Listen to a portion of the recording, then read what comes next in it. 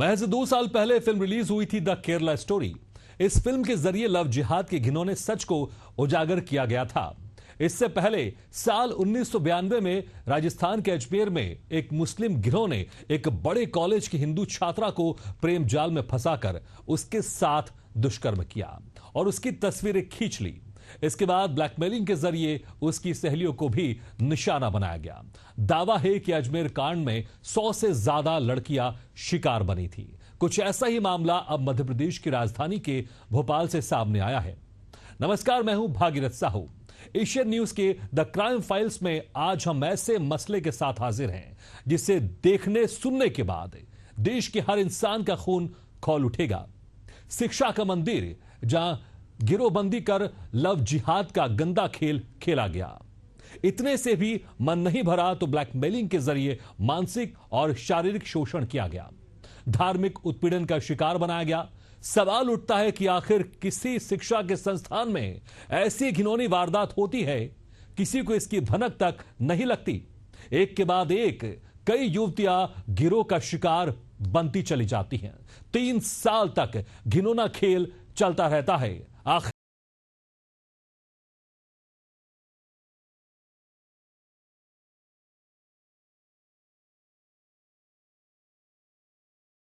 मध्य प्रदेश की राजधानी भोपाल के टेक्नोक्रेट्स कॉलेज में लव जिहाद का दिल दहलाने वाला मामला फूटा है। इंसानियत को शर्मसार करने वाली ये हकीकत हमारे समाज और शिक्षण संस्थानों की सुरक्षा व्यवस्था पर गंभीर सवाल उठाती है। भोपाल के प्रतिष्ठित technocrats institute of technology college में एक संगठित गिरोह ने हिंदू छात्राओं को प्रेम जाल में फंसाकर गैंगरेप, ब्लैकमेलिंग और धार्मिक उत्पीड़न का शिकार बनाया है। इस घटना ने 1992 के कुख्यात अजमेर रेप कांड की यादें ताजा कर दी हैं। आखिर कैसे एक शिक्षण संस्थान जो भविष्य की पीढ़ी को संवारने का दावा करता है, ऐसी जघन्य वारदात का गढ़ बन गया।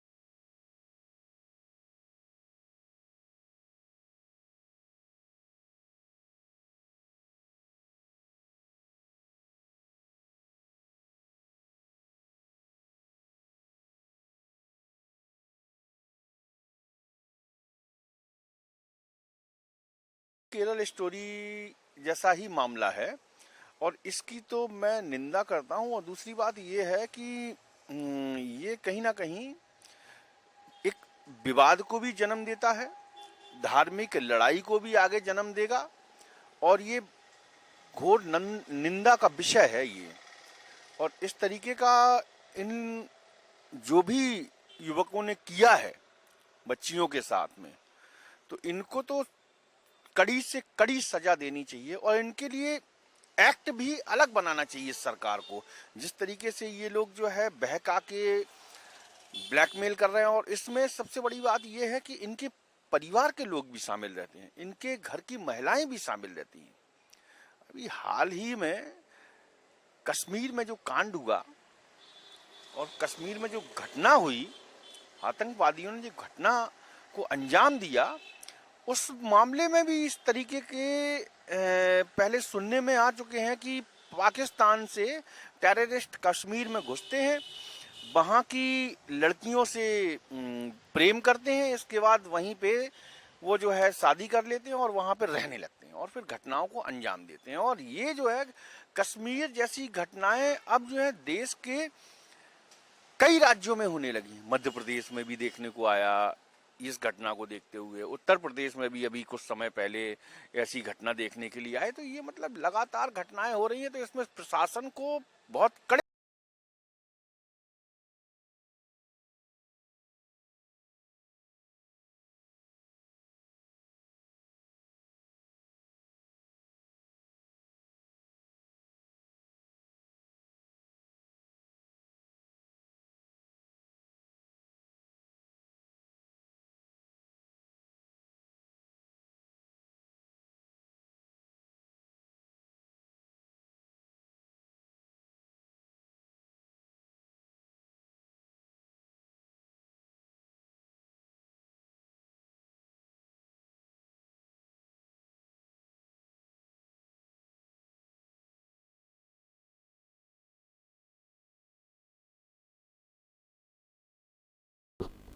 हमारे साथ भावना सिंह मौजूद है, वो विश्व हिंदू परिसर की सदस्य है।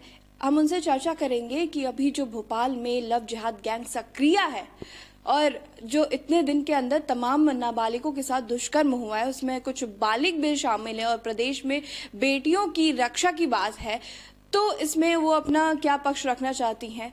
तो मैम, अभी जो लव जिहाद का जो चल रहा है, नाबालिगों के साथ जो दुष्कर्म के मामले सामने आ रहे हैं, काफी उसकी संख्या भी बढ़ती जा रही है, तो उस पर आप क्या कुछ कहेंगे? पहले तो ये जो लव जिहाद की जो घटना घट रही है, ये पूरे मध्य प्रदेश में एक हमारे लिए चिंता का विषय है।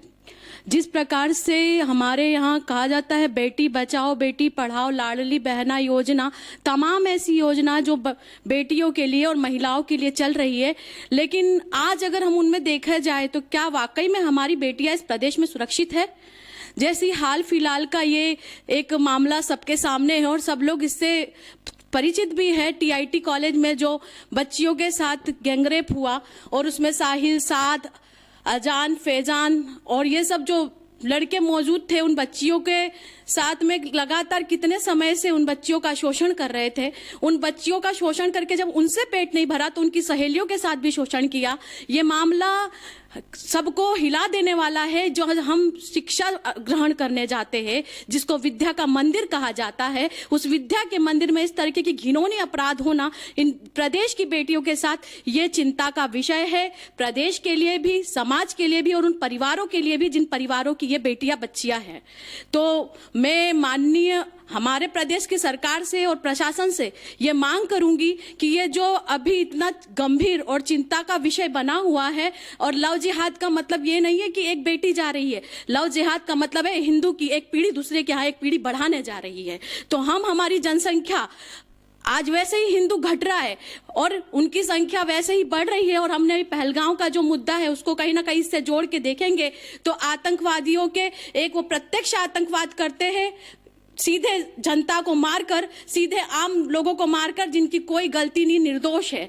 और एक तरीके का ये जिहाद है जिसमें हिंदू बहन बेटियों को मुस्लिम लड़के अपना नाम बदल के धर्मांतरण करवाते हैं अपनी जनसंख्या बढ़ाने के लिए। अपना ये इस तरीके का घिनौना कृत्य, जो लड़कियां नहीं जानती है कि फैजल के नाम में मोनू है, साद के नाम पे राहुल है, ये अपना नाम बदलते हैं, हिंदू नाम रखते हैं, बहन बेटियों को बरगलाते हैं, फुसलाते हैं, उनको प्रलोभन देते हैं और उनको प्रेम के जाल में फंसाकर उनके साथ धर्मांतरण कर कर हम हिंदुओं की आबादी पे एक तरफ से ये प्रहार सीधा सीधा कर रहे हैं उनकी जनसंख्या पर कि इनकी एक बेटी जाएगी, उनके यहाँ जनसंख्या बढ़ाएगी, और जब उनसे पेट भर जाता है तो उन्हें वेश्यावृत्ति के लिए उन्हें बेच दिया जाता है, उन्हें मार दिया जाता है। और अब तो वेश्यावृत्ति और ये सब चीजें तो छोड़िए आप, हम आम दिन देखते हैं, कभी श्रद्धा मिलती है फ्रिज के अंदर, कभी कोई अमृता जली हुई मिलती है। तो ये सीधा सीधा अब तो उन्होंने टारगेट कर रखा है, बेटियों को फंसाना है, मारना है, और हमारी धर्म हमारी संस्कृति पे इस लव जिहाद के माध्यम से वो गहरा प्रहार।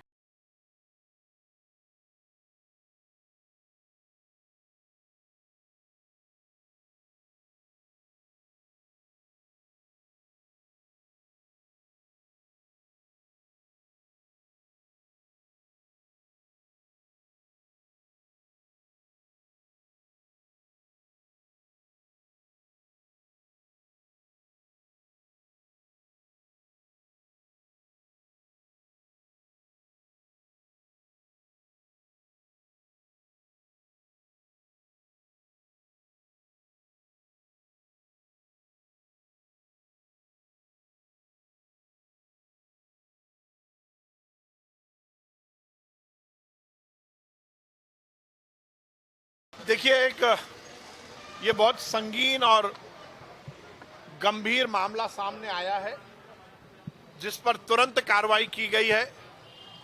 जो दोषी है उनको पकड़ा गया, पर ऐसा लगता है कि ये ऑर्गेनाइज्ड है और इसकी कड़ियां और लंबी जाएंगी, इसलिए एसआईटी का भी गठन किया गया है। जो दोषी हैं उन पर सख्त कार्रवाई होगी। लव जिहाद जैसा मामला मध्य प्रदेश में कहीं सहन नहीं किया जाएगा। हम इसके लिए कमिटेड है और इसीलिए हमने कानून बनाया। धर्म स्वातंत्र अधिनियम के तहत भी इस मामले में अपराध पंजीकृत किया गया है। जो दोषी हैं वो गिरफ्तार हुए हैं। जो बेटियां हैं उनकी आइडेंटिटी को पूरी तरह से छुपाकर इस पूरे मामले की जांच उच्च स्तर पर हो रही है। एसआईटी के माध्यम से यह सुनिश्चित किया जाएगा कोई भी व्यक्ति किसी भी स्तर का कितना भी बड़ा होगा वो बख्शा नहीं जाएगा। और मैं ये कहना चाहता हूं कि इस मामले में जो इन्वॉल्व हैं उनको ऐसी सजा मिलेगी कि वो आगे ऐसी हिम्मत या हिमाकत नहीं कर पाए।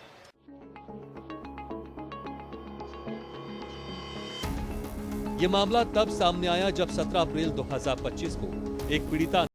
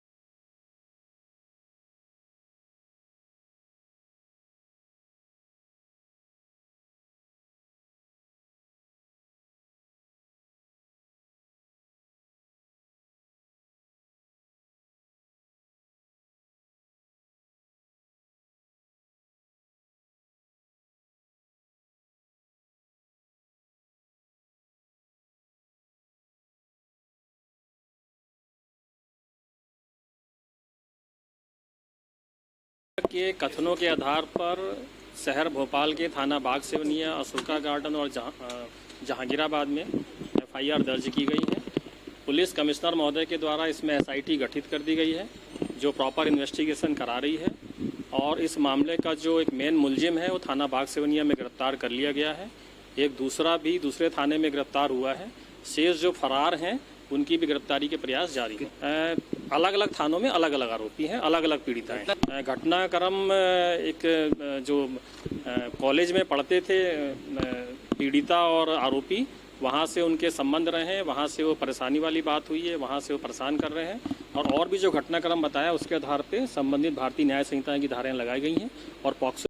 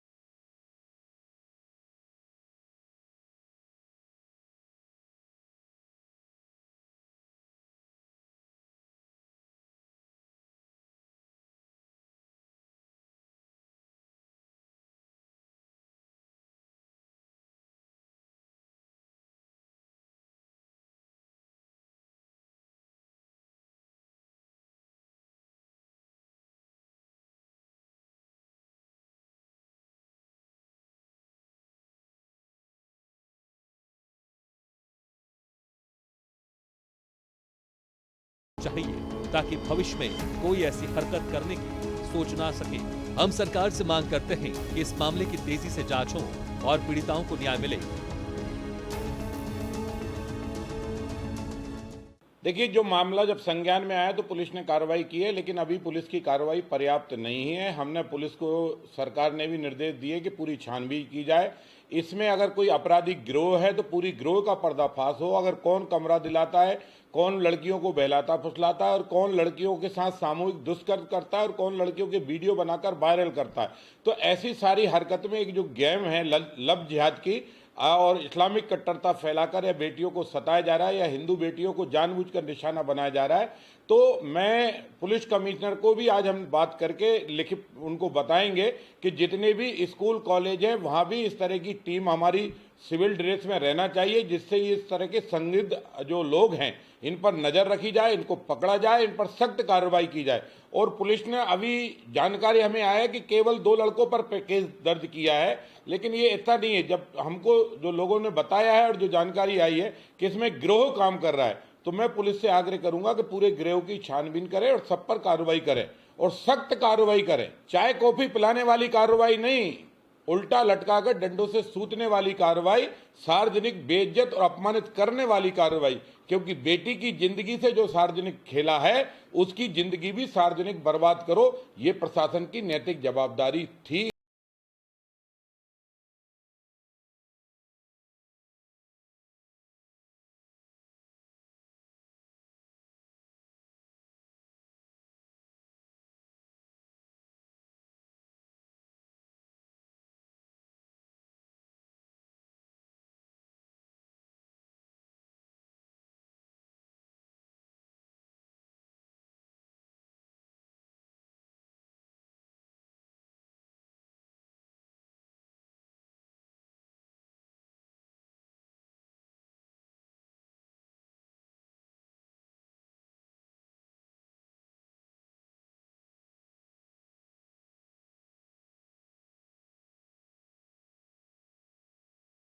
गैंग को लेकर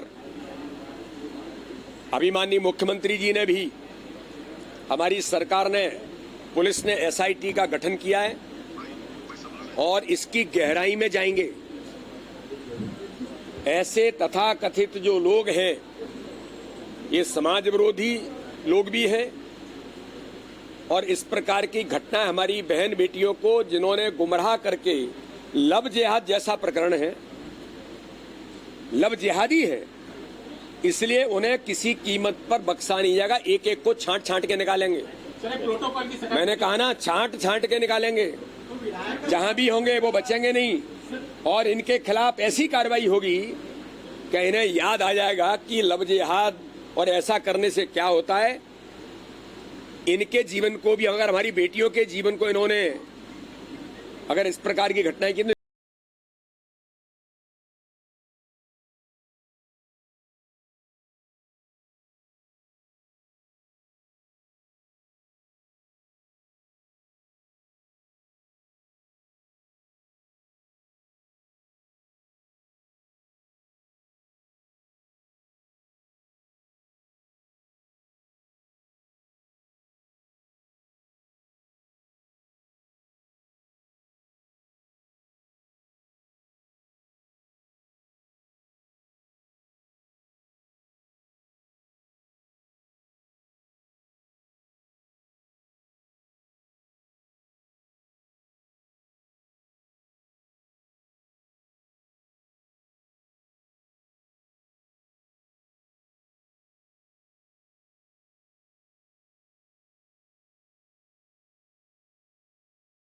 होंगे मैडम कि नशे में व्यक्ति को कुछ ध्यान नहीं रहता है और ये चीजें चल रही थी, तो इन चीजों के साथ व्यक्ति को कैसे, मतलब अगर कोई होश में रहेगा तो वो किसी स्थिति तक जाने के बाद रोक सकता है कि गलत हो रहा है। जब बच्चियों का ये वीडियो बनाया जा रहा है तो उनको नशे दिए ही गए होंगे और अगर उनको दागा है तो मैडम कहीं ना कहीं नशीले पदार्थों का सेवन करा के उनको एडिक्टेड करना, पहले तो कि उनको नशे का आदी बनाना। नशे के आदी में होंगी तो वो अपने होश में तो रहेंगी नहीं, उनके साथ क्या हो रहा है क्या नहीं हो रहा। जो वीडियोज बने वो होश के वीडियोज तो नहीं होंगे, वो नशे के वीडियोज ही होंगे। उन वीडियोज के कारण ही वो लड़के उन लड़कियों को ब्लैकमेल कर रहे थे और वो उनकी कमजोरी वो वीडियोस थे और वो उनको पता था कि इन लड़कियों के वीडियोस कैसे बनेंगे, तो उन्होंने नशा दिया।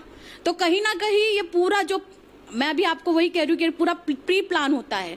मतलब उनको पता है कि अगर किसी के साथ, ये लड़की के साथ जिहाद करना है, लव जिहाद में से लेके आना है, तो उनको पूरी प्री प्लान होता है, उनकी पूरी ट्रेनिंग होती है मैडम। तो वो ऐसे तो नहीं होते हैं कि वो कहीं से कहीं कुछ चीज़ छोड़ दे।